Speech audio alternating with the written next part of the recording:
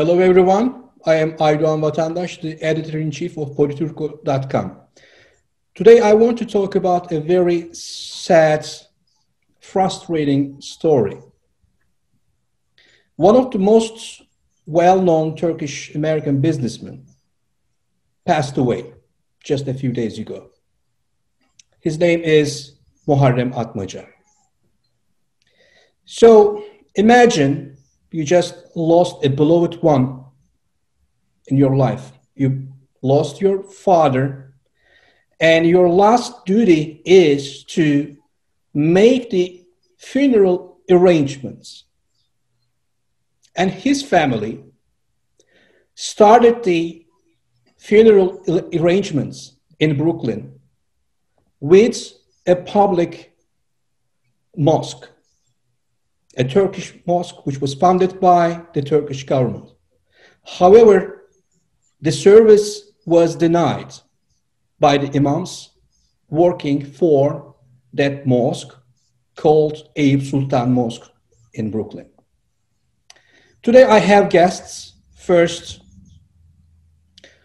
Mr. Muharrem Atmaca's dearest daughter and son-in-law. They are with us together, and they are going to tell us what happened. And we also have Ms. Hafza Girdap. She is the spokesperson of the Advocates of Silence Turkey, a New York-based human rights organization, which focuses on human rights violations related to Turkey and the Turkish government. So I want to start with Ms. Bahar Baydere.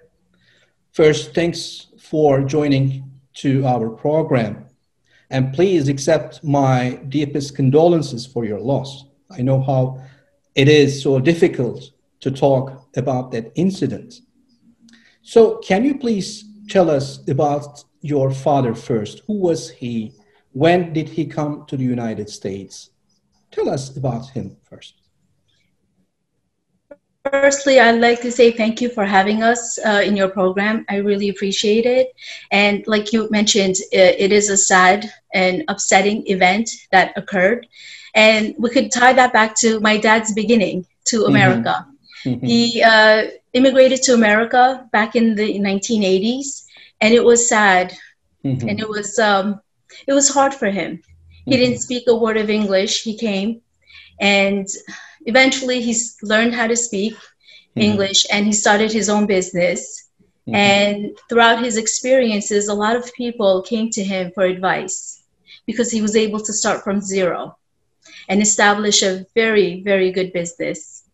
In the meantime, a lot of businessmen got in contact with him asking for advice.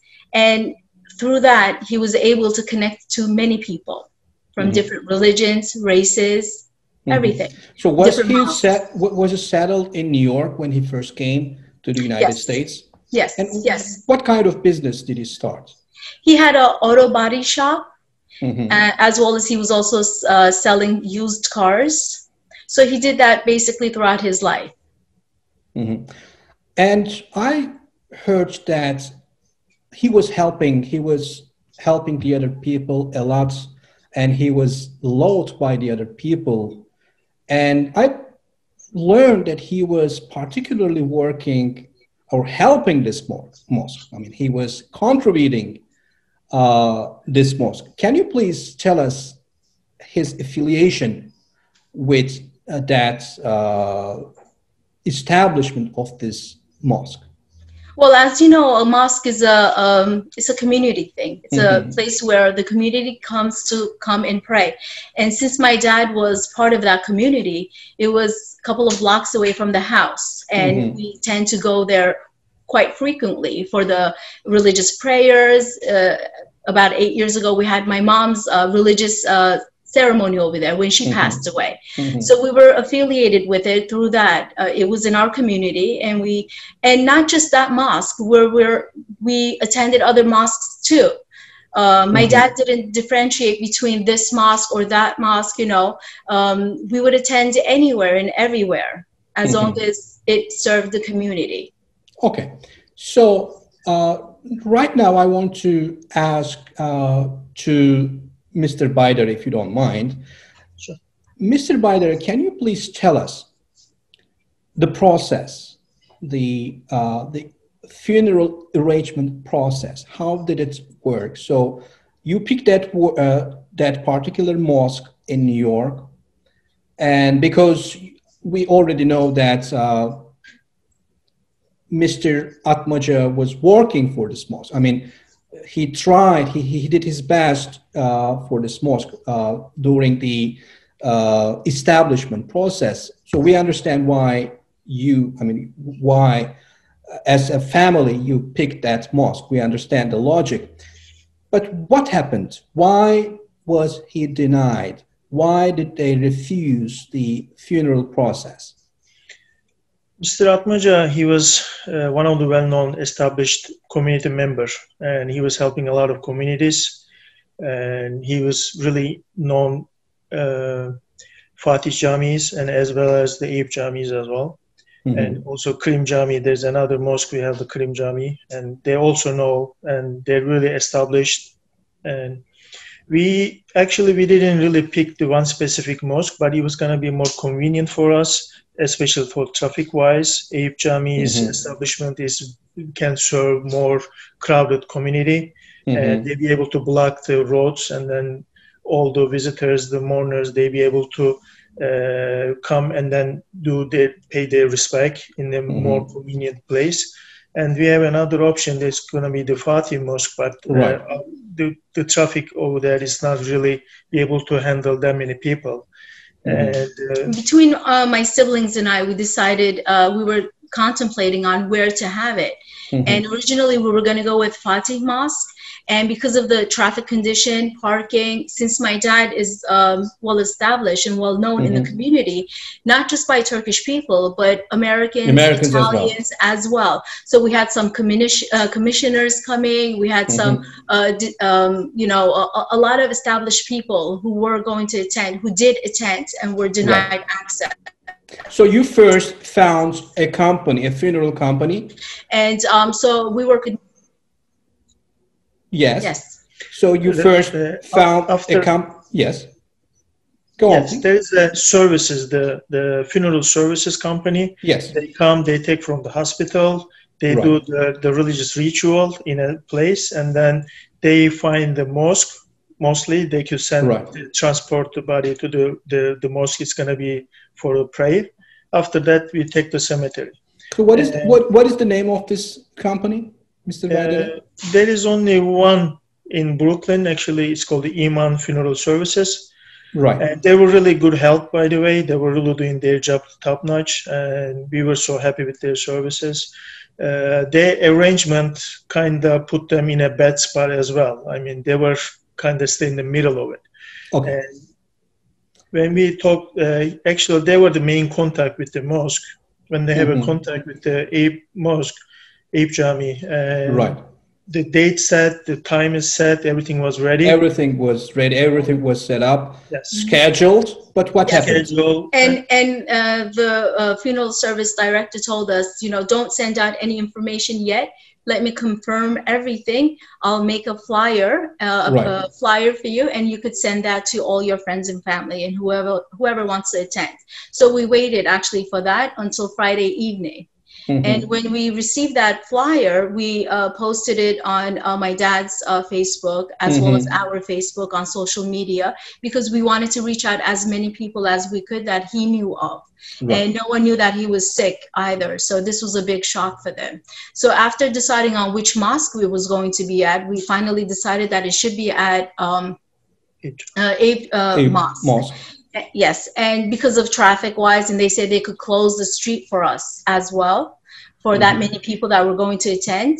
And from there, it just, you know, we made arrangements, we posted everything. We went to the funeral home, the Muslim ritual, the washing of the body all took place.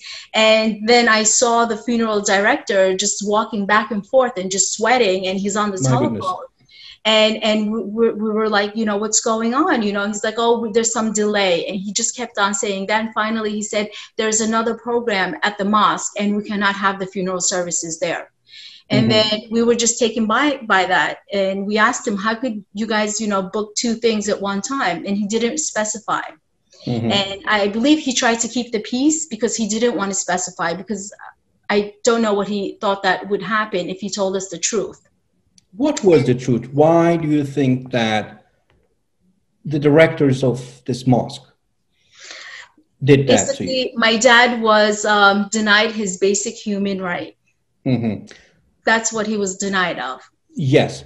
And what was the motivation of the mosque? So we know that this mosque is affiliated with the Turkish government. So this mosque is funded by the Turkish government. So is there any specific reason for this mosque, which was funded by the Turkish government, to deny that service to your dad? And I just want to tell you that I had no idea that it was affiliated with the Turkish government. You didn't know that? No, I grew up here, and you know, if there's a mosque, you know, it's a mosque. It's a place. This is how you see a mosque. It's a mosque. This is how I see it as an Turkish American. Turkish American. It's a place of worship, open to everyone. I mean, as I mentioned before, we were affiliated with Fatih Mosque, with Krim Mosque, and also with Eight Mosque. Any other mosque, you know, if we had to pray, we go inside, we have their food, and pray and leave. You know, no discrimination. I went to all mosques. My father attended all mosques. So that's why I had the mindset of, okay, you know, we will be accepted because it's a place of worship. It's a man who just passed away. We want to do the religious ritual and send him off. Okay, so I want to ask right now to Ms. Hafza Girdap, the spokesperson for the Advocates of Silence Turkey, a New York-based human rights organization. Ms. Girdap, can you please tell us the motivation of the mosque, which is funded by the Turkish government, to deny Mr. Atmaca's service? Why did they do that?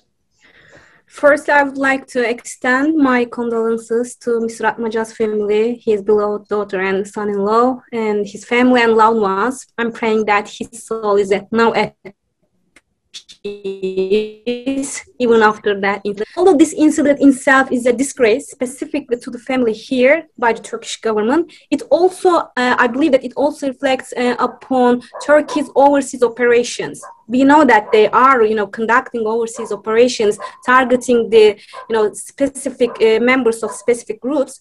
Let me explain what I mean with some concrete points. First of all, mosques here in the States or in other countries are funded not only by the Turkish government's financial supplies, but also by the members of the Turkish community through their donations. Right. Yeah, she explained how he contributed, right? Yes.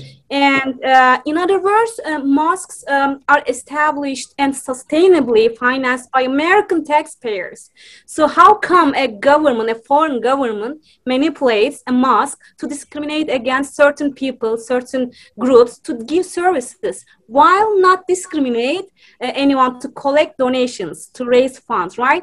When you look at the Diyanet America's website, I checked it, and you'll see that funeral services, educational services, sports activities, and many other are among other services that Turkish American people can get. And in this very incident, they deny Mr. Atmaca his one of the most basic rights. They do not fulfill their final duty as it should have been. And let me ask to Mr. Baydere right now. Mr. Baydere, why do you think that this mosque, this particular mosque, denied to facilitate, carry out that service to your father-in-law? Unfortunately, we will not be able to contact with the person who denied us and to get exactly the answer, but through his contact, and then we find out that Turkish consulate, specifically consulate, they called the imam for the Eyüp Jami's imam, and then they told him that that person, he's not going to come there and for the prayer. And this is happening around 12 o'clock, which is we have a 1 o'clock appointment. And while we're about to take the body from the service place to take the mosque, at that time, we find out that he's not going to be accepted there. Meantime, a lot of people, they already went the services to the mosque already. And then we have to make a plan change and then make the actual first pray in the service place. There's a little tiny place, but whoever reached us, they said, where are you guys? Where is the body's going to be? Where are you going to do the pray? And then we told them this, look, well, right now we're not sure, but we'll not be able to come there for the service, for the pray. Can you imagine? I just want to take you to that moment that I was feeling, you know, when the funeral service director was telling us there's another appointment, another program happening at the mosque. Therefore, you cannot have your scheduled, you know, ceremony. And, you know, my father just passed. I just viewed his body, my uncles and with my siblings. And I'm at a place where I'm emotional. I'm angry, and then I get this news, and then all the people that attended the mosque where they said that the doors were closed and no one even came out to tell them or direct them to the funeral service too. So this kind of tells me, you know, the concept, the mindset of, you know, what kind of human would do this? You know, wouldn't you at least go outside and say, listen, we're unable to have it here. Okay. So therefore the services will be held at this location. You know, they even denied that to our guests. And Ms. Baydere, as far as I understand it, as you told us before, that you never knew that this mosque was funded by the Turkish government, and you could never have imagined that politics would be involved in a place of God, in a house of God. So this mosque should be considered as a house of God, a house of Allah, right? So, and I mean, this is the last duty, this is the last service that this mosque, this particular mosque, should have provided for your dad. Not only for my dad, for everyone. But denied the service of my last deed to my father. To your father. And now I want to... you know, deny that to me as well. Absolutely. We definitely have our deepest empathy for your dad. And I want to ask to Ms. Girdap right now. So Ms. Girdap, can you please tell us this political rift, the political background of that evil act of the authorities, the Turkish authorities, conducted this unacceptable thing? Yeah. Before coming to your point, Mr. Vatandaş, I would like to draw attention to another significant issue related to what I said earlier, that mosques are operated under NGOs, non-governmental organizations, that are maintained by deductible local donations, which means they are regulated, inspected, audited by American institutions such as IRS. Here we see an important issue from the legal perspective, as far as I'm concerned. While being under the state-regulated laws, denying particular individuals or groups the service... It's against the law. Yeah, such as funeral, with a manipulation by a foreign government's agenda, this is a matter of violation, and it should be read as a foreign interference.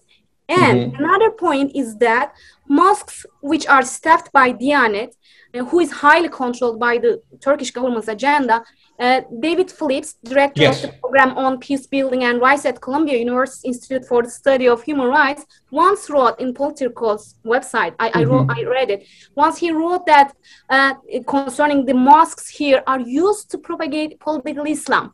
He also warns that Turkey practices a double standard. Erdogan has used religion to divide Turkish society and galvanize his political base. And this proves our claim here that Diyanet mosques discriminate against particular people, even in the democratic Western countries, such as here in America, where members of Turkish diaspora feel more secure, more safe, freer, you see?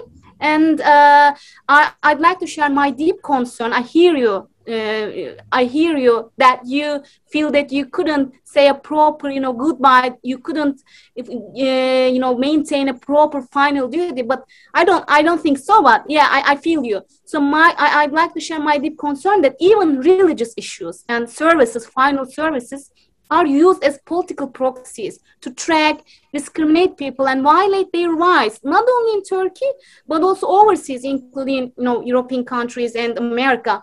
So as advocates of Silence Turkey, we see this as an obvious discrimination and violation of basic rights. And I personally believe Mr. Atmaca made a lot of contributions in his life to mosques and other Turkish-based organizations. And I personally think that what happened is a shame. I'm truly sorry. Ms. Girdap, as the spokesperson of Advocates of Silence Turkey, are you planning to provide some legal support to Baydere family on this particular issue? Sure. Actually, we were thinking to contact the family, but we were also thinking that they are in a sorrowful and a sad point. So we were waiting for a proper moment to contact them, and we would like to learn much more details to follow up the issue. Right. Of course. But from your perspective, from what you have heard so far, you started to believe that there is definitely a legal aspect of that incident. We believe so, but we feel that we have to have much more legal, consultation. So we are to follow up, of course. Okay. So once again, Ms. Baydere and Mr. Baydere, I really want to express my deepest condolences for Mr. Atmaca. I personally knew him. So he was such a dearest, such a good gentleman. And I saw him many times in different places, occasions, and we had conversations. So it was also a duty for me to make that program. And once again, I want to thank you all for joining to this program. And if you have some other things to add to the program, I can just let you express your last remarks, and then afterwards I can finalize the program. Is there anything else that you want to add? Yes, please. I'd like to add something. My dad came to America to make a better life for me, for my mom, and for himself.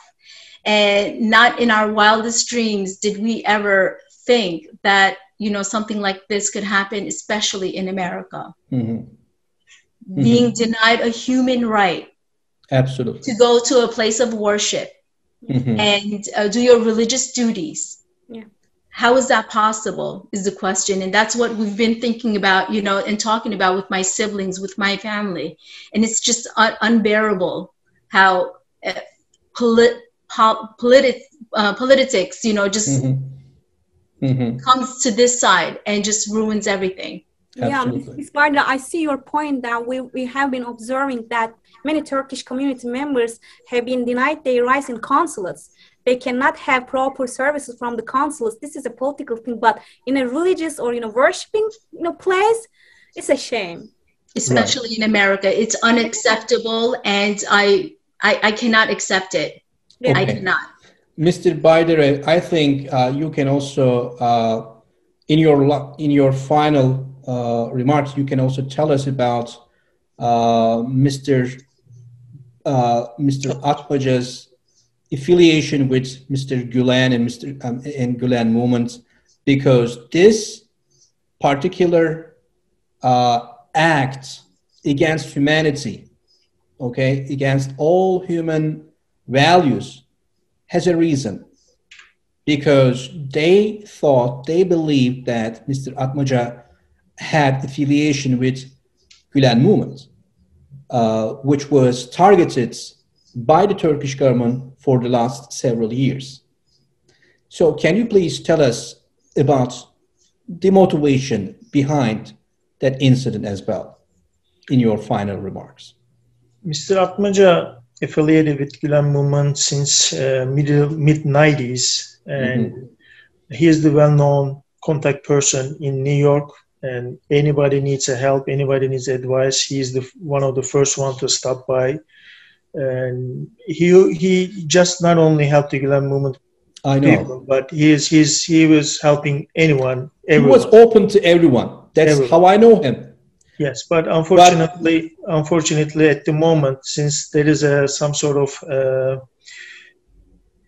genocide going after the Gülen movement participants, and now he's one of the recent victim. I might say, not him, but his dead body is a recent victim of the Turkish government's long arms.